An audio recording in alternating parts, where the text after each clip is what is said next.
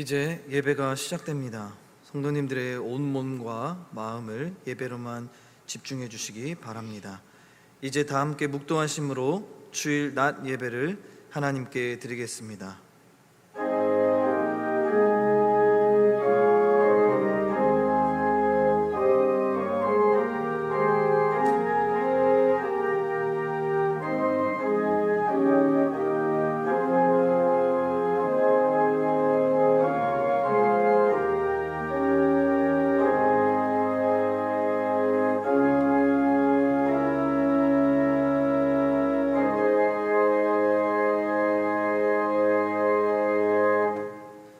이스라엘아 들으라. 우리 하나님 여호와는 오직 유일한 여호와이시니 너는 마음을 다하고 뜻을 다하고 힘을 다하여 내 하나님 여호와를 사랑하라. 아멘. 하늘에 계신 우리 아버지여, 이름이 거룩히 여김을 받으시오며 나라의 임하옵시며 뜻이 하늘에서 이룬 것 같이 땅에서도 이루어지이다. 오늘날 우리에게 일용할 양식을 주옵시고 우리가 우리에게 죄 지은 자를 사하여 준 것 같이 우리 죄를 사하여 주옵시고 우리를 시험에 들게 하지 마옵시고 다만 악에서 구하옵소서. 대개 나라와 권세와 영광이 아버지께 영원히 있사옵나이다. 아멘.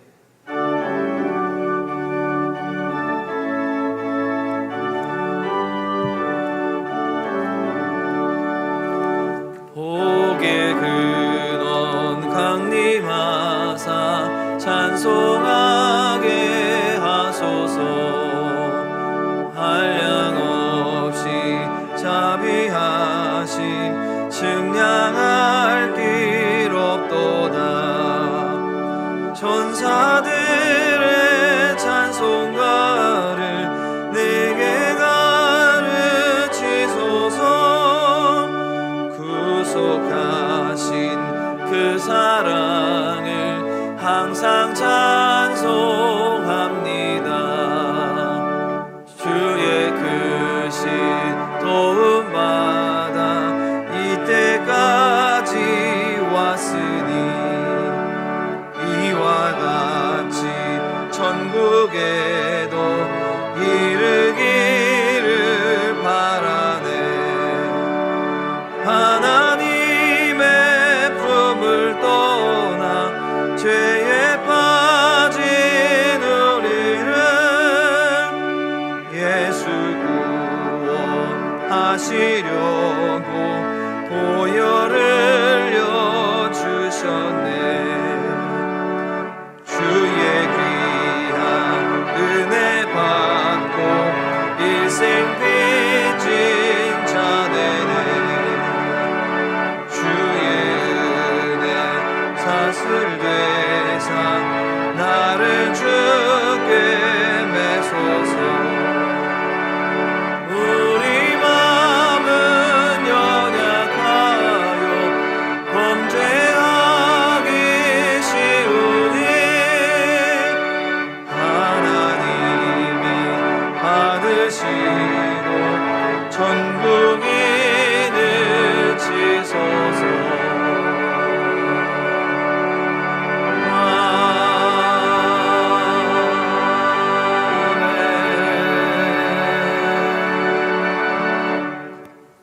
교동문 제73문 이사야 65장입니다. 제73문을 함께 교독하겠습니다. 보라, 내가 새 하늘과 새 땅을 창조하나니 이전 것은 기억되거나 마음에 생각나지 아니할 것이라. 너희는 내가 창조하는 것으로 말미암아 영원히 기뻐하며 즐거워할지니라.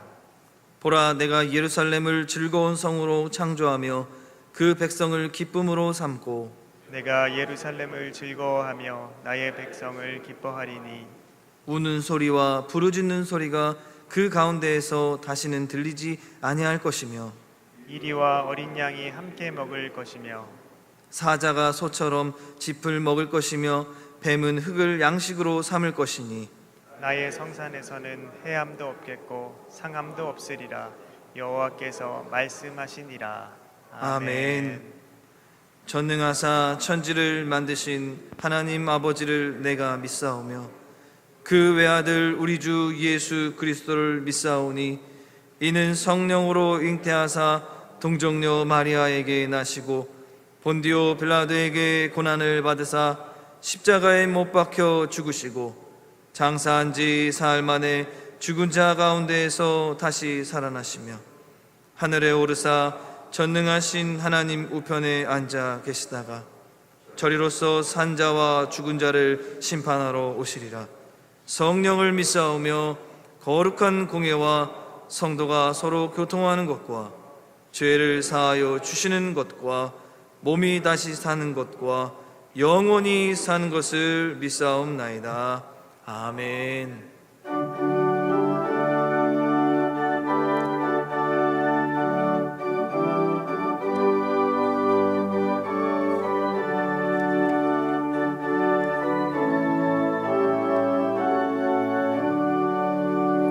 그 크신 하나님의 사랑 말로 다 형용 못하네.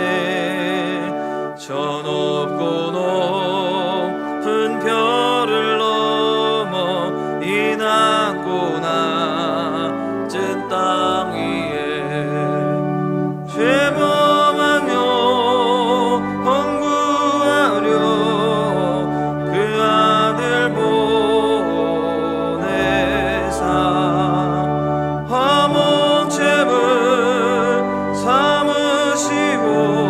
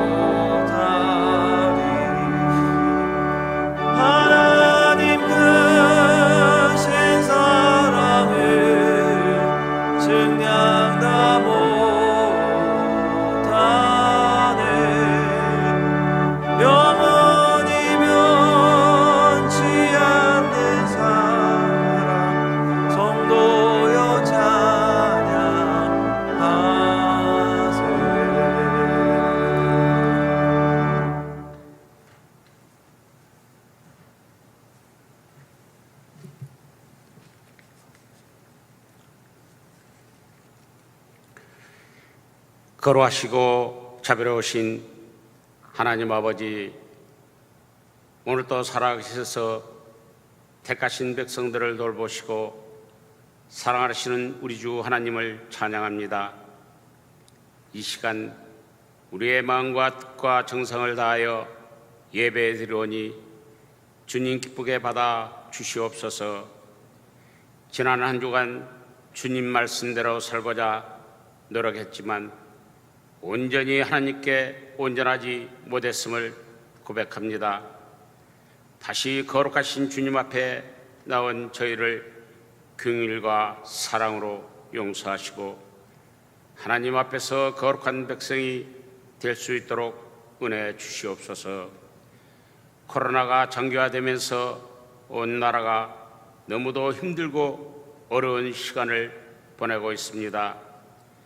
더욱 심각해진 이때에 우리 숭동교우들 지켜주시옵고 이 나라를 불쌍히 여겨주시사 속히 코로나가 종식되어 평범한 일상으로 돌아갈 수 있도록 은혜 베풀어 주시옵소서. 이 어려울 때에 한 달여의 폭우로 인해 피해를 입은 이들이 너무도 많습니다. 한 사람 한 사람 주님께서 그들의 상실감을 어루만져 주시고 그들의 삶과 마음 주님께서 회복시켜 주시옵소서. 폭우가 지나가고 폭염이 시작되었습니다. 이 더운 또한 무사히 지나갈 수 있도록 주님께서 보호해 주실 줄 믿고 감사드립니다.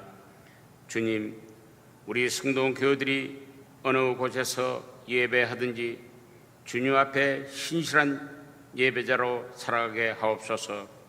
온라인으로 드리는 이 예배 또한 주님께서 주관해 주실 줄 믿습니다. 최영태 담임 목사님에게 주의 능력으로 덧입혀 주시기를 원합니다. 교회의 머리가 되시는 예수 그리스도를 위해 수고하며 못된 성도들을 위해 애쓰고 있사오니 주의 사랑과 능력으로 채워주사 영육간의 강건함을 더하여 주옵소서. 이 시간 말씀 전하실 때에 선포하시는 말씀이 생명의 양식이 되어 은혜와 진리로 충만케 하여 주시옵소서. 부교육자님들에게도 주의 사랑과 긍휼이 넘쳐 담임 목사님과 함께 교회를 위해 수고하며 애쓰는 사역자들이 되게 하여 주시옵소서. 우리 성도교인들을 사랑하시고 축복하시고 늘 함께 하시는 우리 주 예수 그리스도 이름으로 감사하며 기도드리옵나이다. 아멘.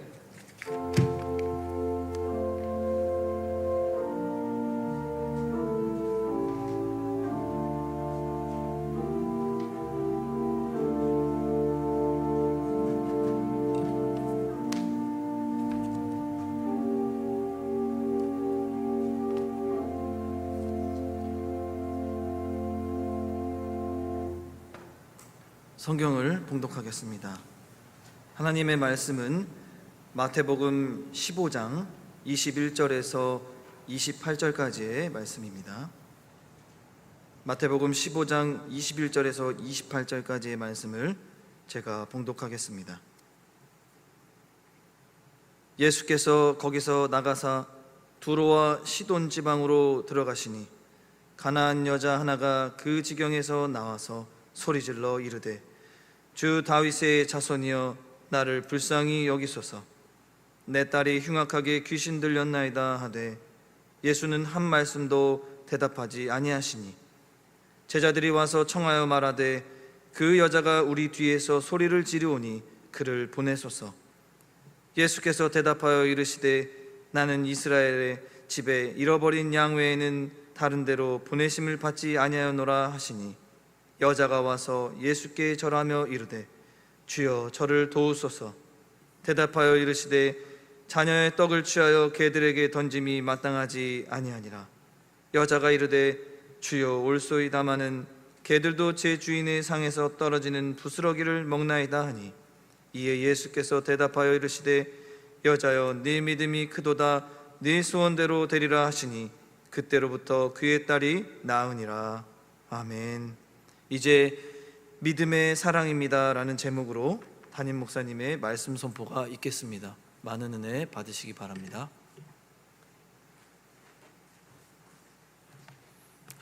할렐루야. 주님 사랑하신 우리 성도님들을 또 이렇게 주님의 마음으로 함께 문안합니다. 코로나 때문에 여러 가지로 참 쉽지 않은 그런 그 경제적인 또 그리고 영적인 어려운 그 시간들을 저희가 보내고 있습니다. 그런데 우리가 이런 그 시간들을 보내면서 세상 때문에 코로나 때문에 실망할 것이 아니고 또 이 시간들을 통해서 하나님이 우리에게 더 깊어지고 또 성숙되게 하시는 것들이 무엇인지에 대해서 고민하고 그리고 하나님 앞에서 이 부분들을 또 잘 감당해 나가면 하나님이 우리를 반드시 더 귀하게 믿음 가운데서 세워내시는 그런 일로 또 이 시간들을 그렇게 활용하실 것이다 라고 그렇게 믿어 의심치 않습니다. 세상은 쉽지가 않습니다. 우리가 천국에 살고 있지 않기 때문에 그렇기도 하고 또 그리고 세상이 한결같이 너무나도 쉽고 또 평안하기만 하다라고 하면 우리가 하나님을 찾는 것에 있어서 또 더 어렵고 혹은 또 게을러지는 어떤 그런 그 상황들이 있을 수도 있다라는 겁니다. 그래서 우리는 세상이 평안하기 때문에 마음이 평안하고 한 것이 아니라 세상이 우리에게 주고 있는 그런 그 환경들을 대할 때마다 그때마다 더 믿음으로 바로 서서 하나님이 우리에게 그럼에도 불구하고 지켜내기를 원하시는 그 평안과 그리고 또 하나님의 능력이 무엇인지를 마음에 잘 새기면서 또 이 시기들을 그렇게 지나가도록 그렇게 하나님이 우리와 함께하고 도우시고 그렇게 계시다라고 하는 겁니다. 오늘 우리가 읽은 이 본문의 그런 그 말씀에 보면 참 힘겹고 어려운 그런 상황을 가지게 되는 한 여인에 대한 그런 이제 이야기가 등장을 하게 됩니다. 그리고 또 그 여인을 예수님께서 어떻게 대하시고 계시는지에 대한 내용들을 통해 가지고 우리가 하나님 앞에 이런 또 힘겹고 어려운 상황 가운데서 믿음으로 어떻게 서야 하는 것인지를 또 일깨워주고 계시는 그런 면도 저희가 만날 수가 있습니다. 오늘 우리가 만나게 되는 이 본문의 바로 앞에 그 사건에는 마태복음에서는 벳세다 광야에서 보리떡 5개와 물고기 2마리로 장정만 5,000명 그리고 또 다 사람들 다 하면 아마도 한 10,000명 이상의 사람들이 그것들을 먹고 그리고 또 12광줄 이상을 남기게 되는 사건이 기록이 되어 있습니다. 그리고는 사람들이 예수님을 우러러보고 또 그리고 예수님을 이스라엘의 임금 삼고자 하는 그런 그 마음으로 쫓고자 하니까 예수님께서 그들의 그 쫓음이 가지고 있는 성격이 예수님이 바라고 계시는 그 뜻과 합쳐지지가 않으니까 잠깐 그 자리를 피하시게 됩니다. 그러면서 이스라엘 백성들이 예수님을 그렇게 막 쫓아오고 있는 그 걸음을 한 걸음 정도는 멈추게 하시면서 그리고는 어디를 향해서 가시냐 하면 이 두로와 시돈이라고 하는 그 갈릴리 지방 북서쪽 가까이에 있는 그 지역 쪽으로 그 발걸음을 옮기시는 그런 이제 장면을 다루고 있습니다. 거기에서 한 여인을 만나십니다. 22절, 23절 말씀을 제가 읽어드리면 가나안 여자 하나가 그 지경에서 나와 소리질러 이르되 주 다윗의 자손이여 나를 불쌍히 여기소서 내 딸이 흉악하게 귀신 들렸나이다 하되 예수는 한 말씀도 대답하지 아니하시니 제자들이 와서 청하여 말하되 그 여자가 우리 뒤에서 소리를 지르오니 그를 보내소서라고 하는 이런 그 구절의 내용들이 거론이 되게 됩니다.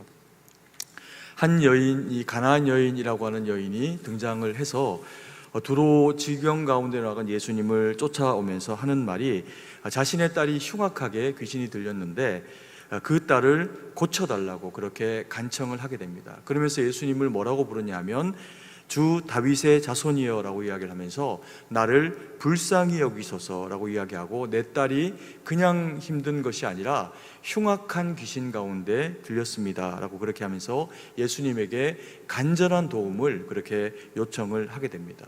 그런데 본문에서 보여주고 있는 예수님의 그 모습은 이제껏 어떤 병자가 나오거나 또 혹은 어떤 이방인이 예수님에게 도움을 청하게 되거나 예수님과 만나게 된 어떤 상황들이 벌어지게 될 때 그들에게 나타냈던 모습과는 사뭇 좀 다른 어떤 태도로 이 여인의 요청과 이 여인을 대하고 계시는 그런 그 모습을 우리가 발견을 하게 됩니다. 여인이 소리를 지르고 또 그리고 자기 딸을 고쳐달라고 하는 그런 그 간절한 요청 가운데 예수님이 보이시고 있는 태도는 어떤 것이냐 하면 돌아보시지도 않고 그 여인의 그 소리 지르는 것에 대해서 대꾸조차 하지 않는다라는 겁니다. 그러자 그 여인이 포기하지 않고 지속적으로 예수님 앞에 자신의 딸을 고쳐달라라고 하는 요청을 그렇게 하고 있으니까 그때 이제 제자들이 그 여인의 요청을 들으면서 예수님에게 그 여인이 하고 있는 이 행위를 마치게 하고 돌려보내라고 그렇게 이야기를 하고 있는 것을 볼 수가 있습니다. 제자들이 어떤 의미에서는 예수님에게 좀 중재해주고 있는 것처럼 보이지만 실상 자세히 읽어보면 그렇지가 않고 이 가나안 여인의 청을 예수님께서 들어주실 것이 아니라면 이방 여인이기에 들어주시지 않을 것이 분명하다라고 하면 차라리 그냥 빨리 돌려보내달라는 겁니다. 왜냐하면 자신들에게 요청하고 있는 그 여인의 요청이 그들의 그 귀와 또 마음을 힘겹게 하고 있다라는 거죠. 그런데 이제 예수님께서 그런 그 여인의 요청 가운데도 묵묵부답하고 가시다가 제자들이 예수님에게 요청하게 되는 그 요청을 인하여서 드디어 이제 반응을 하시게 되는 이제 모습을 보여줍니다.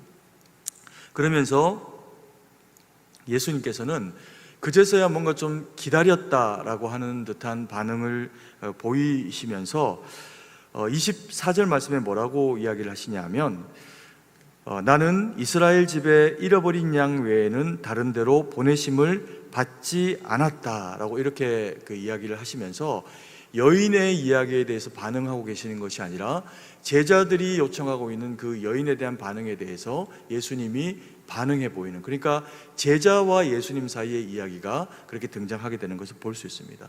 사실은 예수님의 마음이 정말 이 수로 보이게 여인의 이런 어떤 요청에 대해서 거절하실 것이 마음에 명확하게 그 가치로 서 있었다라고 하면 그냥 제자들과 중간에 끼어서 대답할 그런 그 필요도 없이 그 여인으로 하여금 돌아보면서 한마디만 하시면 됩니다. 돌아가라 라고 이야기를 하시거나 아니면 제자들에게 요청을 하신다라고 하면 돌려보내라 라고 하는 그런 류의 이야기만 짧게 이야기하면 이야기가 끝날 수 있는 충분한 내용입니다. 그런데 어찌 되었는지 예수님께서 이 가나안 여인과 이야기하고 있는 이야기의 내용을 좀 보면 이 여인을 돌려보내기 위한 예수님의 그 말씀이 좀 장황한 것을 볼 수 있습니다. 그리고 그 여인이 할 수 있는 자기 편에서의 간절한 어떤 표현들을 충분히 다 하고 그것을 제자도 듣고 그리고 또 그 마음에 찔림이 있을 정도까지의 충분한 어떤 시간들을 여인에게 할애하면서 이 과정들이 진행이 되고 있는 것을 볼 수가 있다라는 겁니다. 그러면서 사실 예수님의 대답이요, 나는 이스라엘 집에 잃어버린 양 외에는 다른 데로 보냄을 받지 않았다라고 이야기를 하시면서 왜 그렇게 여인의 소원을 들어주지 않는지에 대한 이야기를 길게 그렇게 늘어서 이야기를 하고 계시는 것을 볼 수 있습니다.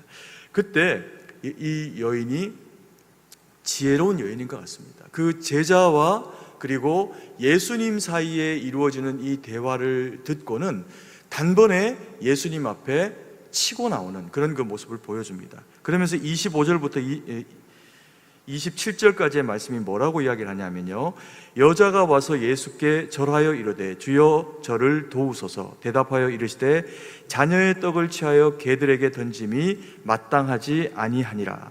여자가 이르되 주여 올소이다마는 개들도 제 주인의 손의 상에서 떨어지는 부스러기를 먹나이다 하니라고 이야기를 하면서 여인이 예수님과 제자들이 나누고 있는 그 이야기 가운데로 훅 하고 그렇게 뛰어들어오면서 자기를 도와달라고 그렇게 이야기를 하고 있습니다. 그러니까 거기에서 예수님이 또 한 번 2차적으로 거절을 하시는데 그때 그 거절하시는 내용이 뭐냐 하면 자녀의 떡을 취해가지고 개에게 던지는 것이 마땅하지 옳지가 않다라고 이렇게 표현을 하시는 겁니다. 이게 사실은 이 여인의 입장에서는 얼마나 마음이 상하고 또 힘든 그런 그 이야기가 될 수 있냐 하면 자녀가 귀신 들려가지고 너무나도 힘겹고 어려운 상황을 가지고 있는데 그래서 도와달라라고 예수님 앞에 요청을 했는데 예수님이 이 여인을 한 번의 이야기로 무엇을 만들어버리는 거냐면요, 개를 만들어버립니다.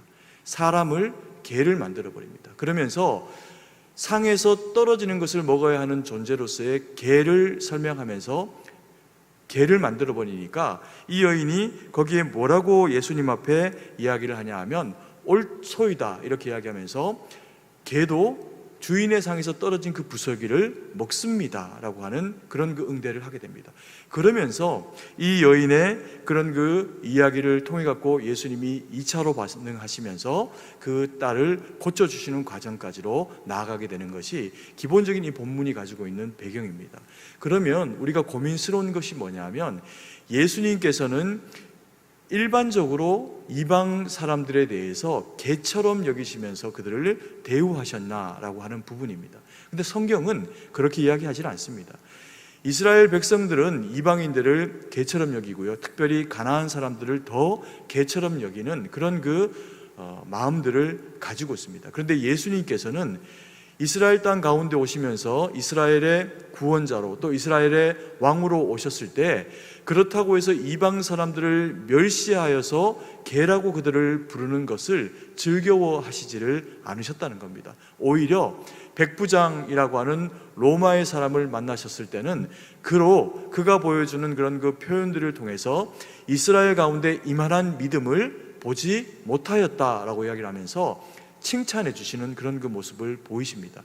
그것이 그가 백부장이라고 하는 무시할 수 없는 직위를 가지고 있기 때문이 아니라 예수님께서 바라보는 믿음을 가지고 있는 그 큰 믿음을 소유하고 있는 그의 그 내면의 모습을 보면서 칭찬해 주신 내용으로 볼 수 있습니다. 그래서 무시하지 않으신 거죠, 이방인이라고 해서. 그리고 또 그전에는 어떤 사건이 있습니까? 사마리아를 예수님이 찾아가십니다. 그리고는 사마리아 우물가에서 누구도 대하고 싶지 않고 그리고 자기도 사람들과 마주치기를 원하지 않는 사마리아 여인을 만나십니다. 그리고는 그 여인에게 말을 거시고 물을 달라 하시고 갈증에 대해서 이야기를 하시면서 그 배에서 나오는 먹어서 목마름을 해결할 수 없는 예수님으로 말미암아 되어지는 그 영혼 가운데서 깊은 곳에서 나오는 생수가 어떤 것인지를 그녀에게 설명하시면서 이스라엘 백성들이 모두 다 개처럼 여기고 있는 사마리아 여인을 딸로 여기시면서 찾아가셔서 그를 구원하시면서 장황하게 복음에 대해서 설명하시고 그리고 예수님이 누구신지를 나타내주는 그런 그 장면을 보여주십니다. 이것은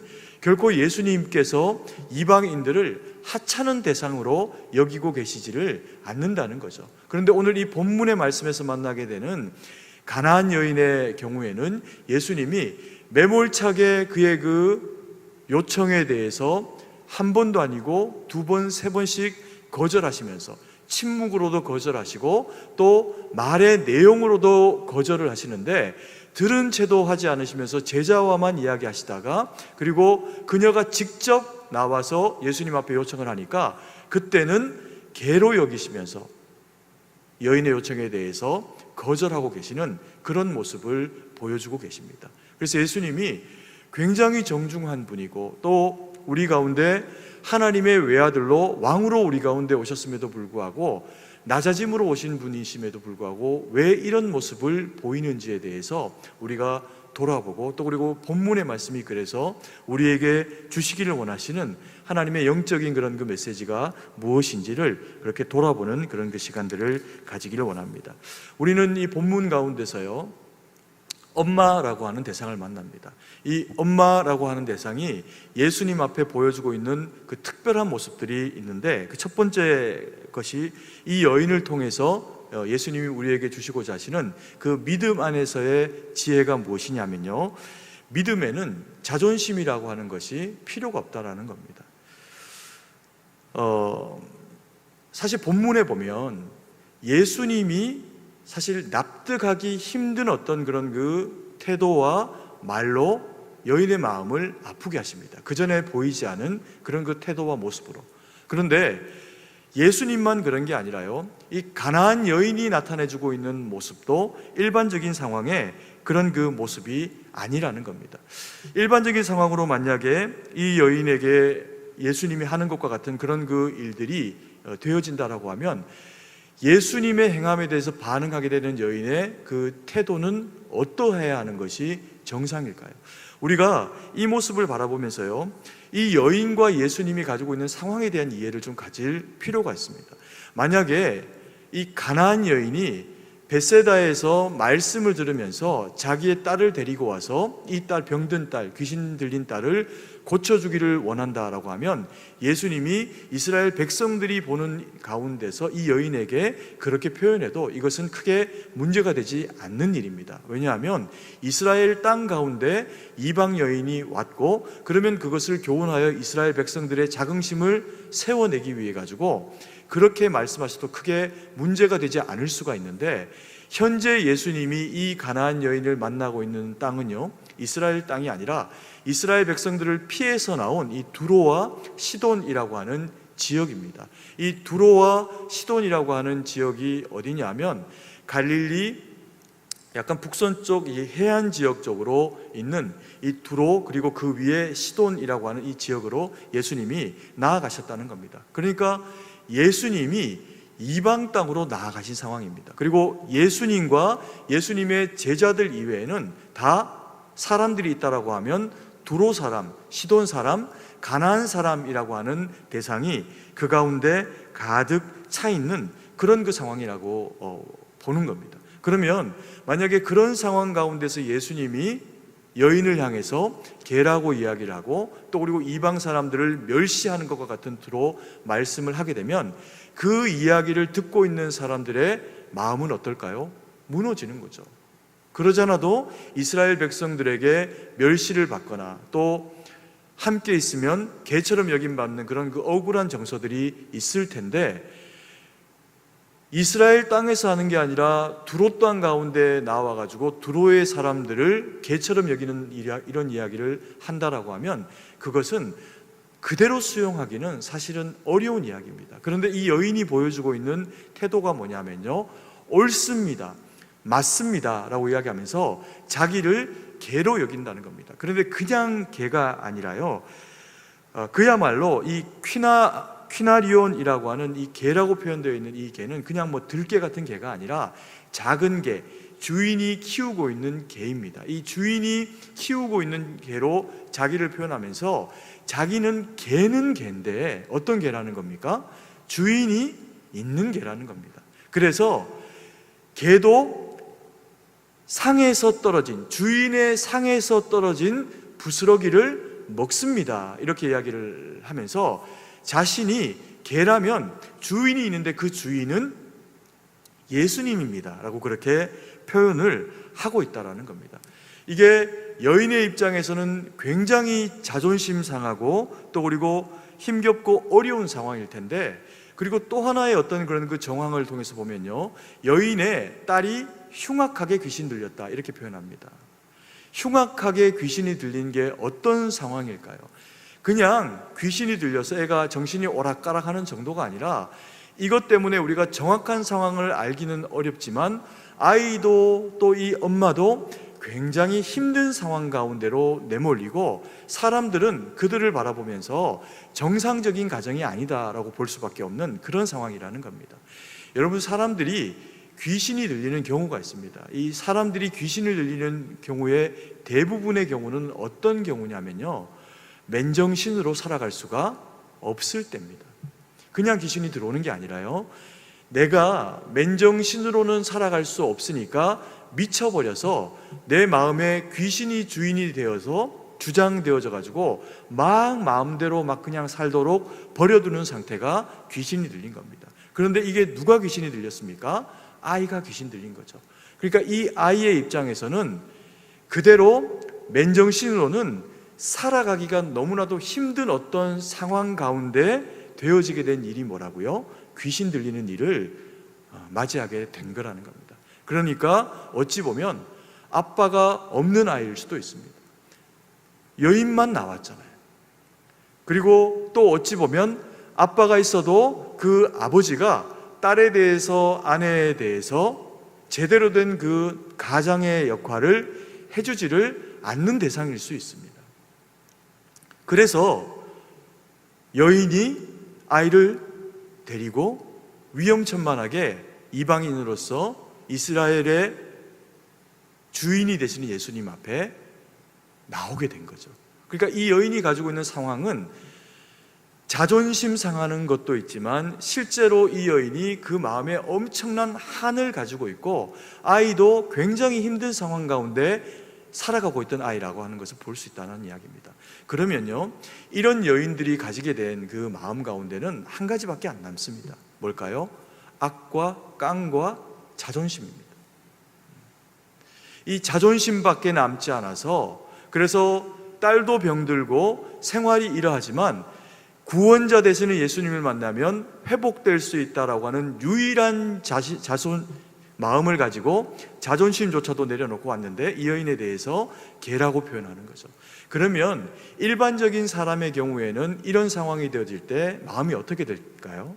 내가 개라고? 라고 이야기하면서 오히려 예수님에 대해서 개처럼 여기는 그런 그 상황을 만들어 간다라고 해도 이 두로의 지방 가운데서 벌어지는 일로는 하나도 이상할 일이 아닌 일이어야 한다라는 겁니다. 그런데 여인이 보여주고 있는 태도는 예수님에게 자기를 넙주고 엎드려서 개로 표현하면서 은혜를 구하고 있죠.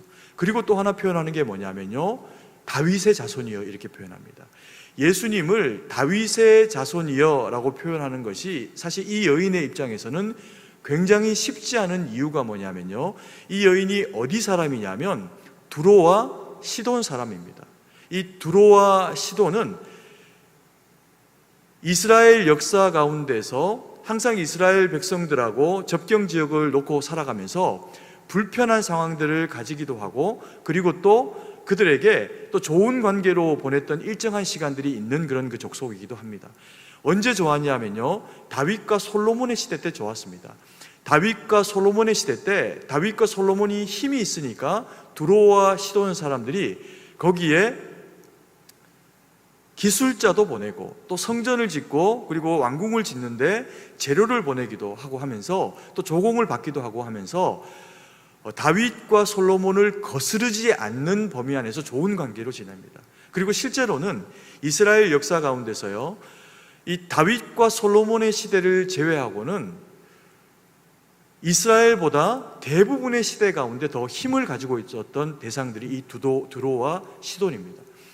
그리고 이 두로와 시돈이라고 하는 지역을 이 마가복음에서는 뭐라고 지금 표현해주고 있냐고 하면 이 여인을 헬라 여인이요 그리고 또 수로보니게 여인이다 이렇게 표현합니다. 그러니까 앞에 마태복음, 오늘 만나는 이 마태복음에서는 이 여인을 가나안 여인이라고 이야기를 하고 두로와 시돈 지역에 살았던 가나안 여인 이렇게 표현을 하고요, 마가복음에는 어떻게 표현하냐 하면 이 여인이 헬라 여인인데 수로보니게 여인이다 이렇게 표현합니다. 그럼 이 수로보니게는 또 어떤 그 지역을 이야기를 하는 걸까요? 이 수로보니게는 수리아와 그리고 페니키아를 합성해서 한 단어입니다. 그래서 이게 어떤 의미냐면요, 수로보니게 헬라 여인인데 이 여인은 수리아에, 그리고 수리아에 살아간 페니키아 여인이라는 겁니다. 이게 어떤 의미를 가지는 거냐면요, 실제로는 시리아 지역 그리고 두로와 그리고 시돈까지도 다 포함하는 시리아 지역을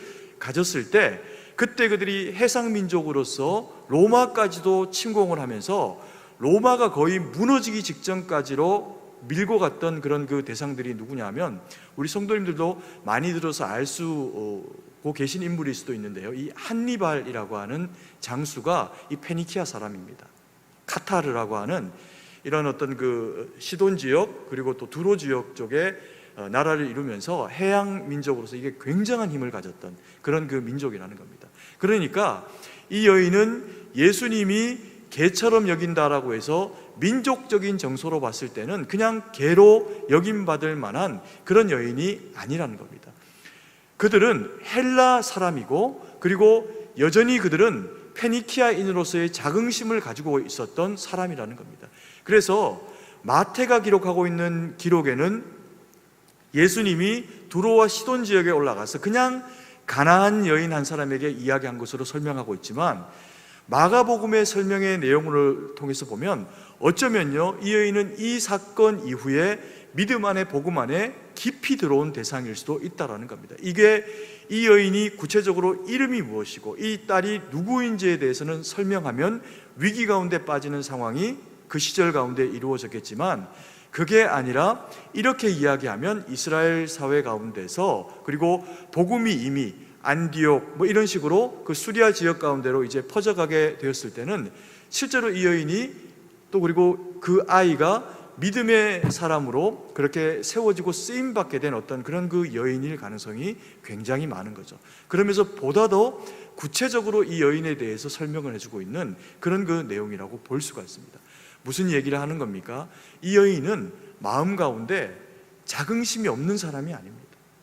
힘들고 어려운 상황을 가지고 살아가지만, 그러나 그것보다 더 크게 내게 있어서 자긍심이 무너지게 되는 일이 생긴다라고 하더라도 내 딸이 고침받는 것이 훨씬 더 무엇하다는 겁니까? 중요하다는 겁니다. 그리고 그렇게 해서 내 딸을 고쳐줄 수 있는 능력이 있는 그분이라면 이방인이어도, 예수님이 이방인이어도 나는 그의 종이 될 거야 라고 믿음의 고백을 하고 있는 내용입니다. 그러니까 엄청난 사실은 믿음의 고백을 해주고 있는 건 거죠. 그리고 두 번째로 이 여인의 이런 어떤 그 상황들 고백을 통해서 우리가 보게 되는 것의 그 중요한 내용은 뭐냐 하면, 은혜는 부스러기가 없다라는 겁니다. 여자가 와서요, 25절, 26절, 27절을 보면 이렇게 이야기합니다. 여자가 와서 예수께 절하여 이르되 주여 저를 도우소서. 대답하여 이르시되 자녀의 떡을 취하여 개에게 던짐이 마땅하지 아니하니라. 여자가 이르되 주여 올소이다마는 개들도 제 주인의 상에서 떨어지는 무엇을? 부스러기를 먹습니다. 이렇게 표현하는 겁니다. 그 부스러기가 내가 개여서 주인이 되시는 예수님으로 말미암아 내게 주어진 부스러기 양식이라고 하면 그것은 내게 은혜라는 겁니다. 그래서 만약에 내 딸이 고쳐진다라고 하면 그 부스러기조차라도 나에게는 은혜라는 겁니다. 그런데요, 이 여인은 정말 지혜로운 여인이고 수로보니게 여인, 두로와 시돈의 여인임에도 불구하고 어떻게 이런 귀한 은혜가 가지고 있는 의미를 가졌는지를 잘 모르겠습니다. 제자들도 사실은 따라다니면서 예수님이 누구인지를 잘 모르고 있거든요. 그런데 이 여인이 고백하고 있는 그 내용은 뭐냐면요, 맞습니다. 은혜는요, 부스러기가 없습니다. 은혜는 누구에게만 주어지는 겁니까? 백성에게만 주어지는 겁니다. 하나님의 자녀가 되고 하나님의 백성이 되고, 그래서 하나님이 주시는 만나와 메추라기를 오병이어를 먹는 그 대상들은 믿음으로만 되는 거거든요. 그래서 예수님으로 말미암아 광야에서 보리떡과 물고기를 먹고도 돌아가서 예수님이 누구인지를 잊어버리는 이스라엘 백성들이 오히려 하나님의 백성답게 살아가지 못한다라고 하면, 예수님 앞에 나와서 자신을 이방의 한 여인으로 고백하면서, 그리고는 그 부스러기와 같은 만나의 부스러기와 물고기의 지느러미와 같은 그런 것이라도 주님이 허락하시는 것이라면 그것을 먹고 그 백성이 되겠다는 겁니다. 근데 하나님의 은혜는 주시면요, 다 12광주리가 넘치도록 주어지는 은혜로 우리에게 주어지지, 너는 이방이니까, 너는 초신자니까 요만큼 믿음 받아, 이렇게 하시면서 주는 은혜가 아니라는 겁니다. 우리가 신앙의 초창기에 우리의 그 신앙이 시작되어질 때를 돌아보면요, 우리 인생에서 가장 큰 은혜를 받았던 때입니다. 눈물, 콧물, 성령의 감화, 감동이 우리 마음 가운데서 충만히 물밀듯이 일려왔을 때는 우리의 믿음이 대단했던 게 아니라, 그 정도 은혜가 아니고는 예수님을 만날 수 없었던 우리에게 예수님이 그 이상의 은혜를 우리 가운데서 물붓듯 부으시면서 우리를 하나님의 자녀로 세우셨다는 겁니다. 여러분, 이 여인이 본인을 개라고 소개하고요, 그리고 부스러기를 먹는다라고 표현을 하지만 예수님 앞에 나와서 딸이 고침받게 되는 상황을 경험을 하게 될 때 이 여인이 마음 가운데 받게 되는 은혜의 정도는 어떤 걸까요? 세상을 다 가진 것 같은 기쁨인 겁니다. 내 사랑하는 딸이 회복되었고 예수님이 내 이야기에 귀를 기울이셨고 그는 다윗의 아들이며 그는 하나님의 독생자 외아들이시라는 겁니다. 그런 분이 내게 은혜를 베풀어 주셔서 신분이 바뀌게 되었는데 당장에 내가 주님 앞에 개라고 여김받는 것이 아무런 문제가 되지 않는다는 거죠. 믿음의 앞에서 자존심을 버리면요, 믿음 앞에서 하나님의 자녀가 되어지는 권세를 누리게 된다는 겁니다. 우리가 폼나는 신앙생활을 버리면요, 하나님의 은혜 가운데로 나아갈 수 있습니다. 우리가 신앙생활하고 믿음이 좋아지고 나서 좀 놓쳐버리는 것이 있습니다. 그게 뭐냐면 더 이상 절박해지지 않는 겁니다. 이만큼 살게 해주셨고 이만큼 은혜를 주셨고 그리고 신앙생활을 대를 걸쳐서 주님 앞에 하고 나서도 보니 우리 부모님보다 내가 지금 더 잘 살고 우리 부모님의 부모님보다 더 많은 은혜를 지금 내가 이미 누린 거죠. 그래서 우리는 어떤 의미에서는 하나님이 주시는 더 큰 은혜를 누렸음에도 불구하고 우리의 부모님이나 우리의 부모님의 부모님이 절박하여 부르짖으면서 하나님 앞에 경험했던 이 부스러기의 은혜는 잊어버리고 살아가고 있는지 모릅니다. 그런데 이 부스러기의 은혜는 주님 앞에 부르짖는 자, 절박한 상황과 심정을 가지고 하나님 앞에 부르짖는 자에게 주님이 주시는 은혜입니다. 그래서 이 부스러기 은혜는요, 작은 은혜가 아니라 개가 먹는 은혜가 아니라 낮아진 자녀가 그리고 상함을 가지고 있는 자녀가 주님 앞에서 얻을 수 있는 선물입니다. 그래서 이것은 구해야 됩니다. 우리가 이 본문의 말씀 가운데서 세 번째로 우리가 돌아봐야 될 내용이 뭐냐면요, 그러면 왜 주님은 이 두로와 시돈 땅으로 가셨을까라고 하는 내용입니다. 왜 두로와 시돈 땅으로 가셨을까요? 물론 이스라엘 백성들이 임금 삼으려고 당장에 막 달려드니까 그걸 한꺼풀 이제 풀을 죽이기 위해 가지고 예수님이 두로와 시돈 땅으로 나아간 면이 있습니다. 그러나 그것보다도 더 중요한 의미에서 예수님은 도대체 이 두로와 시돈 지역으로 왜 나가신 걸까요? 예수님이 이전의 말씀 가운데서 뭐라고 이야기하셨냐면요, 마태복음 11장 20절 말씀에 보면 벳세다야 고라시나 라고 이야기를 하시면서 너희들에게 만약에 베풀었던 그 은혜를 두로와 시돈 가운데 만약에 베풀었다라고 하면 그들이 죄를 무릅쓰고 나왔을 거다라고 이야기를 하시면서 두로와 시돈에게는 이런 은혜를 준 일이 없다. 너희들에게 은혜를 줬는데 너희들이 왜 회개하지 않고 돌아오니? 너희들에게 준 이 베푼 은혜와 말씀과 능력이 두로와 시돈 사람들에게 선포되었다라고 하면 그들은 반드시 회개하고 돌아왔을 거야 라고 이야기를 한 그런 그 지역의 사람이라는 겁니다.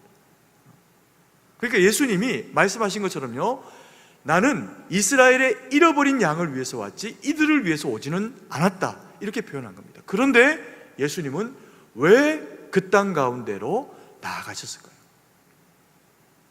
그 땅 가운데 나아갈 때 제자들을 데리고 나아가십니다. 그리고 제자들이 여인에 대해서 반응하게 하십니다. 저는 이 본문의 말씀을 통해 갖고 예수님이 이 일로 중요한 것을 우리에게 일깨워 주신다고 생각합니다.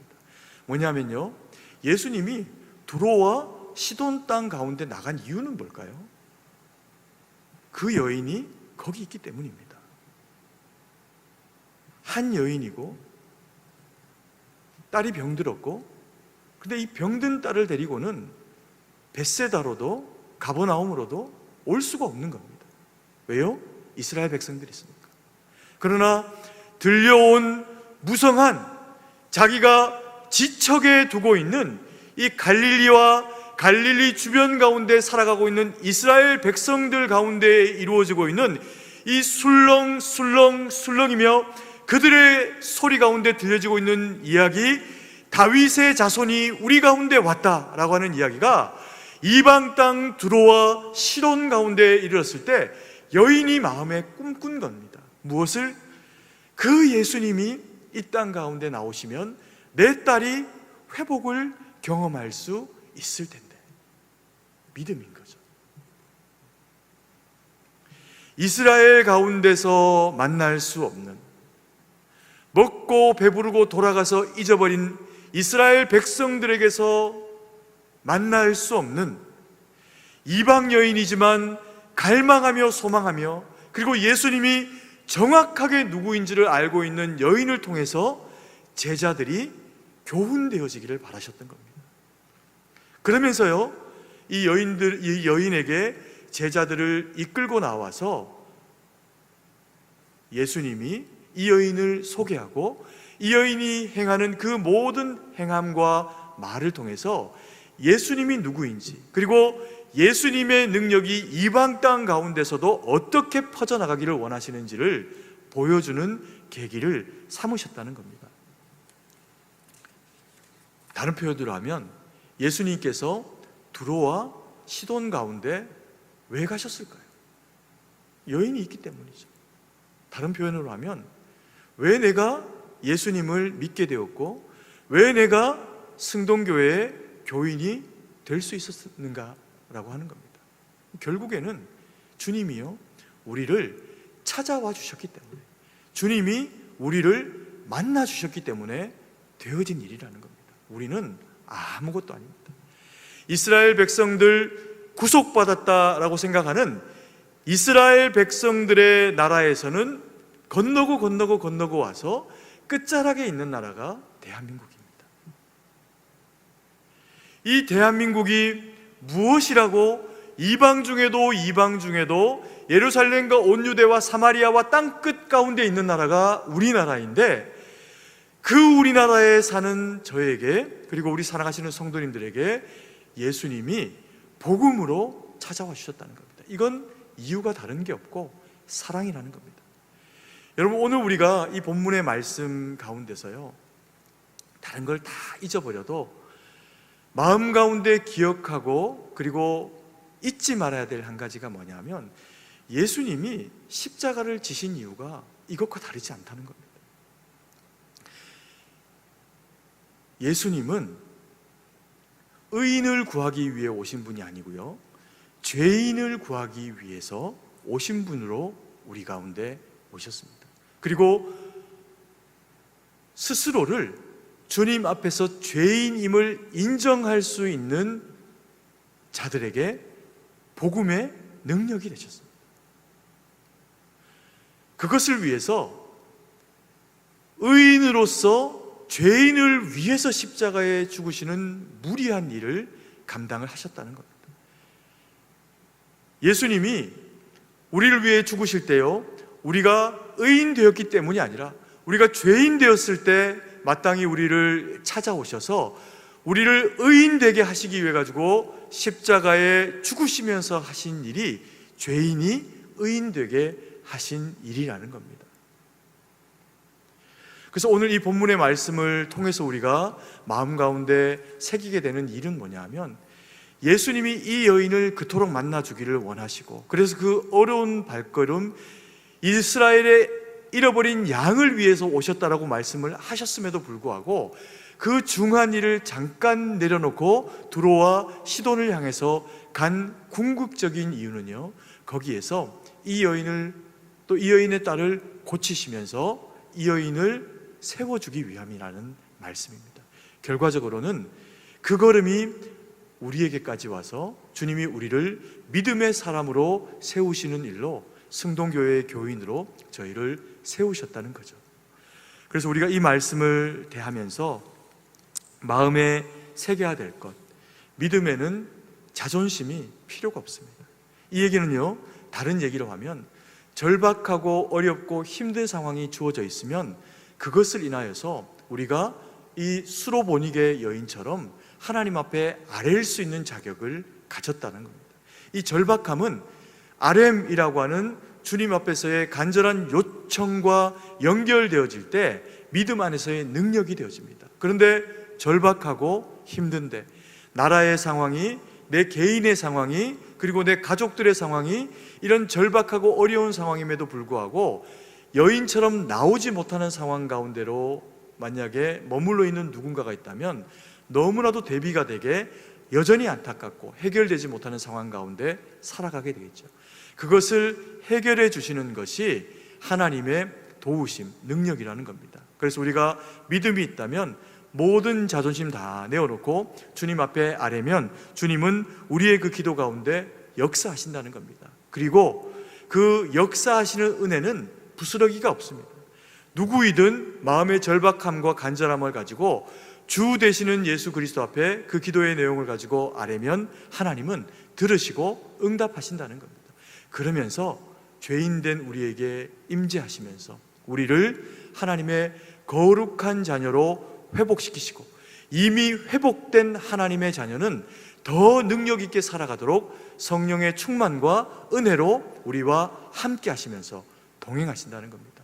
오늘 이 말씀을 대하시는 우리 사랑하시는 성도님들은 지금 이 시절은요, 진짜 어려운 것은 코로나가 어렵고 또 현재 우리가 살아가고 있는 직장과 사업과 여러 가지 상황들이 가지고 있는 어려움도 어려움이지만, 그것보다 사단이 우리를 더 힘겹게 몰아대고 있는 상황은 뭐냐 하면 우리로 하여금 사모하는 주님의 전에 나와서 기도할 수 있는 장소와 시간을 잃어버리게 만든다는 겁니다. 이게 강력한 사단의 도전입니다. 이 시기가 오래되어지면 큰일 납니다. 믿음으로 지켜내야 합니다. 그래서 기도하시면서요, 우리 성도님들은 이때가 속히 지나가기를 그렇게 하나님 앞에 기도하시고, 그리고 또 지금 당장은 2주 동안은 또 교회 가운데 나와서 기도하고 그렇게 간절히 주님 앞에 나올 수가 없는 현재 상황 가운데 있을 때는, 문제는요, 새벽 기도를 드리지 못하거나 금요 기도회를 드리지 못하거나, 그거보다 더 큰 어려움은 뭐냐면 기도 자체를 하지 않는 겁니다. 이런 기회가 주어졌기 때문에, 이런 상황이 되어졌기 때문에 이것을 어떤 의미에서 우리의 신앙을 편하게 몰고 가는 방편으로 활용하면서 예배도 대충 드리고 기도도 하지 않는 습관으로 우리의 상황이 내몰리게 되는 것이 가장 큰일이라는 겁니다. 그래서 기도하시고, 그리고 수요 예배로 금요일로 새벽으로 나올 수는 없지만 어떤 시간이든 어떤 자리든 시간을 정하시고, 그리고 또 그 예배의 시간 가운데 주님을 만나시면서 하나님 앞에 말씀으로 기도하며 나가시면 하나님이 설명할 수 없는 은혜로 우리를 이끌어 가실 겁니다. 그리고 이 시기를 이겨내게 하실 겁니다. 우리에게는요, 이 코로나라고 하는 또 그리고 현실의 어려움들이 있습니다.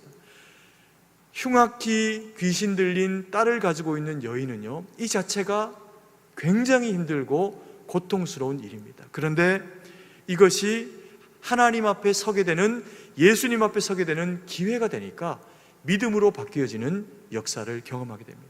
우리 인생 가운데 이게 예배에 대한 부분이건 우리의 삶에 대한 영역이건 건강에 대한 영역이건 어떤 영역이건 이 큰 어려움과 큰 상황이 우리 가운데 몰려오게 됐을 때 그것을 통해서 역사하실 큰 주님을 바라보게 되면, 주님이 수로보니게 여인에게 이야기했던 것처럼 우리에게 큰 믿음이라고 이야기하신 겁니다.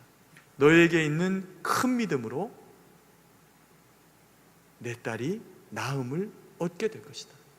너의 그 큰 믿음 가운데 하나님의 일하심을 경험하게 하실 것이다.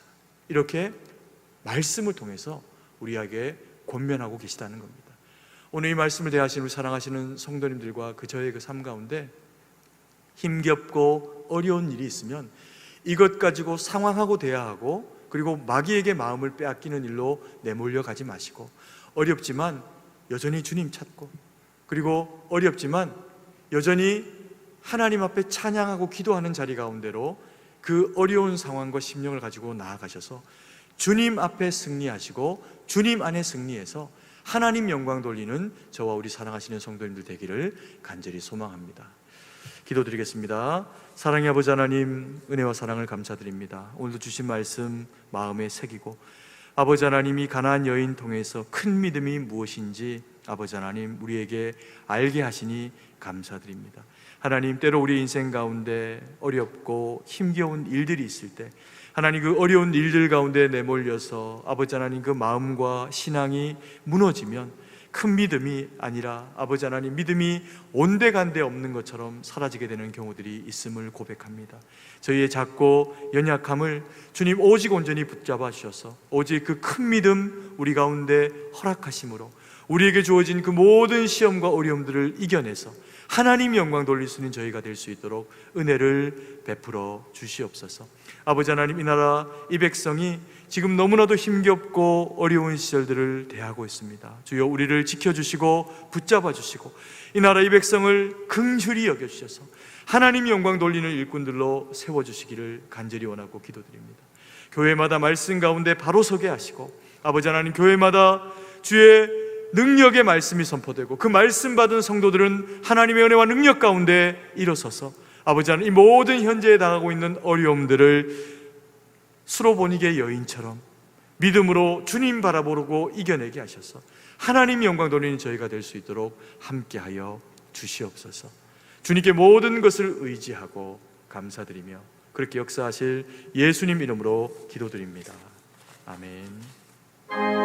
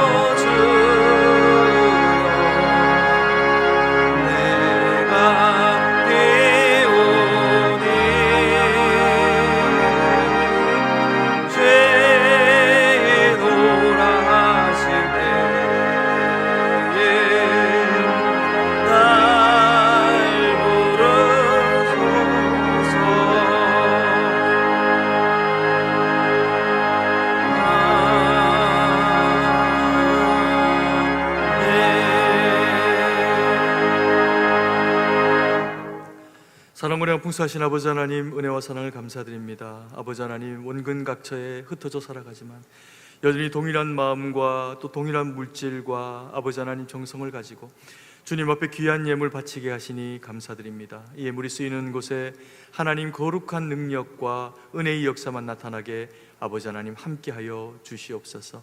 하나님, 이 나라 이 백성이 참으로 위중한 때를 지나고 있습니다. 아버지 하나님, 참으로 물리적인 상황과 아버지 하나님 여건이 가지고 있는 하나님 어려움도 힘겨운 상황이거니와 더 큰 어려움은 주님 앞에 예배자로 서야 하는 아버지 하나님 성도와 교회가 주님 앞에서 만나기 어려운 그 상황 가운데 놓여져 있는 아버지, 이런 영적 곤란함을 주님 앞에 의탁합니다.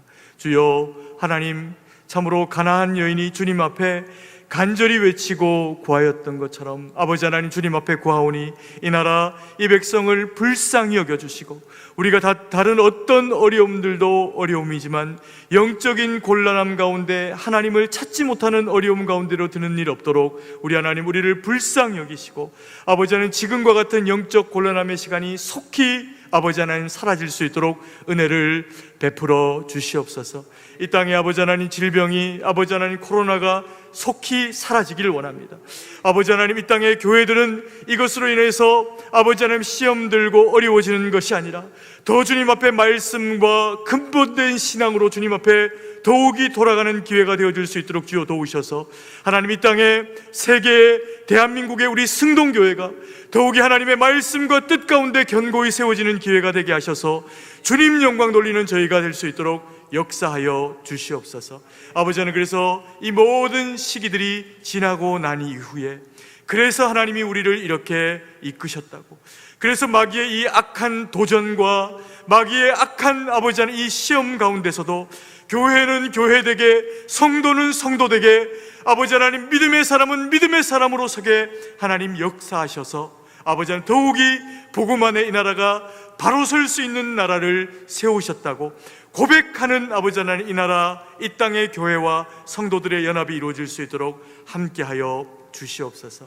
하나님, 이 땅의 정치와 경제와 문화와 치안과 안보와 모든 영역 가운데 주님의 도우심 없으면 무너질 수밖에 없는 상황 가운데 있습니다. 주여, 이 땅을 불쌍히 여기시고 주여, 이 땅을, 이 백성들을 긍휼히 여기셔서 주님이 핏값 주고 사신 교회와 주님이 핏값 주고 사신 거룩한 백성들이오니 주여, 우리를 치유하시고 주여, 우리와 함께하여 주시옵소서.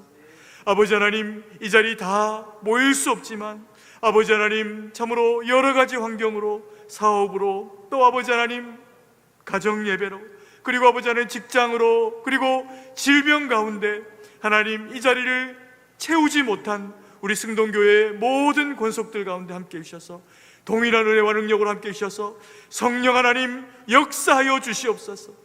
성령 하나님, 가난한 심령 가지고 성령 하나님 전심으로 주님 앞에 수로보니게 여인처럼 간절히 예배자로 주님 앞에 서 있는 아버지 하나님, 그 가정마다, 병원마다, 기업마다, 그 처처마다 놀라운 하나님의 은혜와 능력으로 이 시간 채우셔서 오직 주님의 치유하심과 오직 주님의 회복만 나타나도록 역사하여 주시옵소서. 주님께 모든 것을 의지하고 그렇게 역사하시는 예수님 이름으로 기도드립니다. 아멘.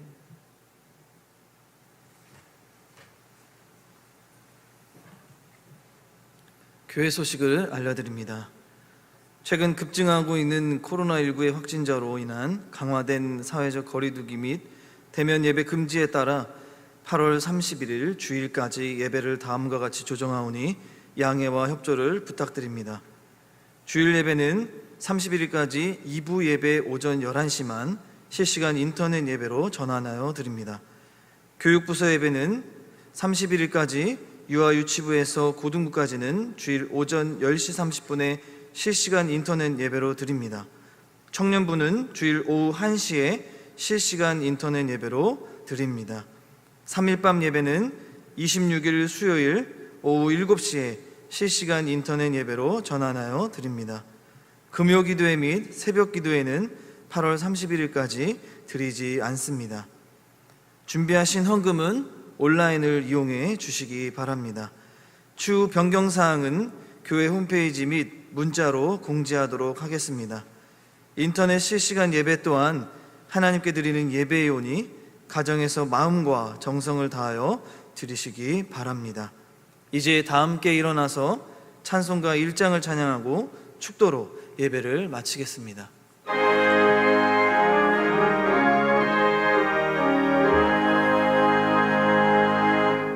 만복의 근원 하나님,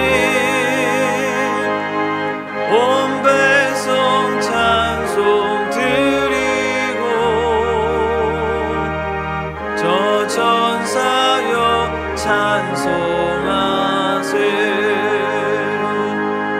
찬송 성부 성자 성령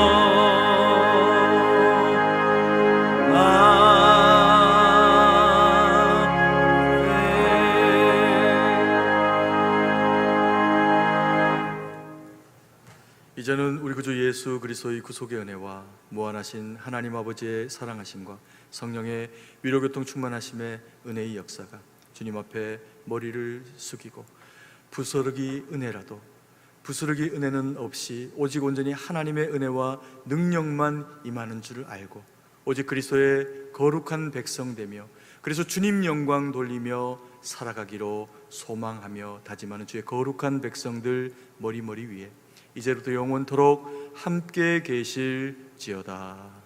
아멘.